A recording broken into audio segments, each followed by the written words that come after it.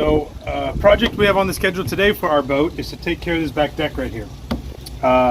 It's teak, and it's been exposed to the sun all the time, and so it's pretty worn out. We're going to go ahead and pull it up and replace it. So we'll pull all the screws out, we'll remove the wood, we'll seal the fiberglass, sand it, and then we'll prime and we'll paint and texture. So that's the plan of attack.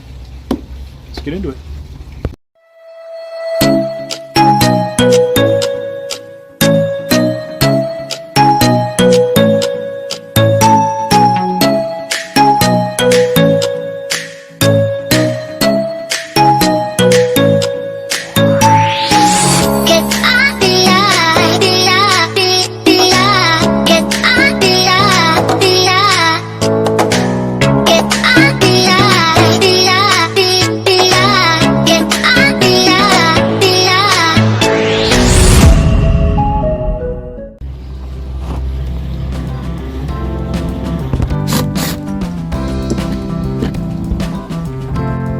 So I've done this a couple of times on some other boats, and I find just a pick works really good for pulling out these plugs.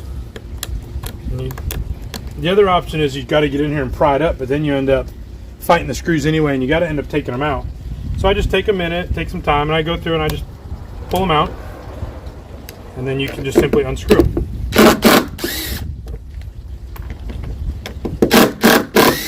So this is where leaks tend to develop, is anywhere there's a screw put in, you got to make sure and put sealant on there before you put the screw in. And new teak decks that you have done nowadays, I don't believe they use any screws. They glue them all together and they adhere them to the deck with adhesive, so to eliminate just that problem. So like I said, we're just going to go ahead and remove this. Because of where it's located, it just gets torn up by the sun and the elements and everything, versus our teak deck in here is actually in really good shape still, because it's mostly undercover. It's got a couple of spots that need addressing, but we're going to leave it.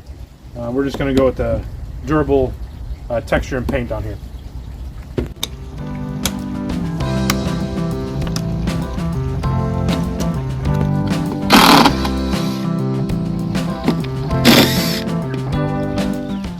We got most of the screws out. Some of them are stripped, and I'll deal with those later. We're just going to pry these boards up. I'm just using this to kind of cut through the sealant. We're going to start prying them up, and we're not trying to save the teak, so we're just going to break it up, get it all off, and then we'll use vice grips to pull out any stripped screws.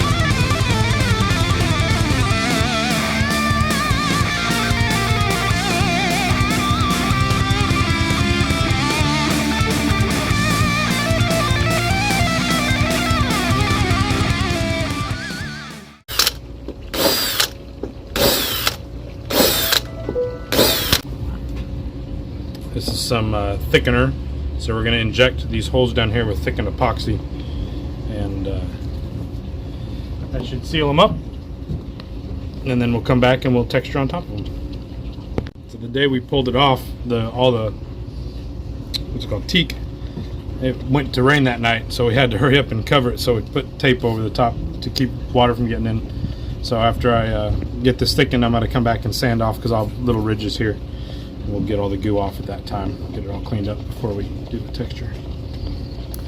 I've found that the easiest way to fill holes like this after you remove the teak deck is to use a syringe, and West System does have a syringe that they sell for just such a purpose. Here I am injecting each hole with thickened epoxy. So we're making bread because we got a bread maker, and this actually has recipes in it. So and how to. And yeah, so we went to the store and got stuff we need, like bread flour and For some reason, it needs no fat, dry milk. Dry. I don't know why, but maybe it can't have too much liquids. I don't know. Or no liquids. No, I'm pretty sure we put liquids in there. Right now, we're making basic white bread. You know, the basic bread that you probably have. Well, next we're gonna try rosemary bread, And then after that, we're going to try lemon poppy seed bread. It's basically pound cake, but we don't have the poppy seeds, so lemon cake. so that's why we're making bread. Oh, and you should take a look at it. Can I take a look? Oh my gosh, that looks so weird. Yep, it just. It's like it's dancing. Wait, what? What is this? Just getting it out. Pull it out with gloves on, and then set it to cool. Well, can you make sure? Does it say to do anything special? Oh, that smells amazing. Getting out the gloves.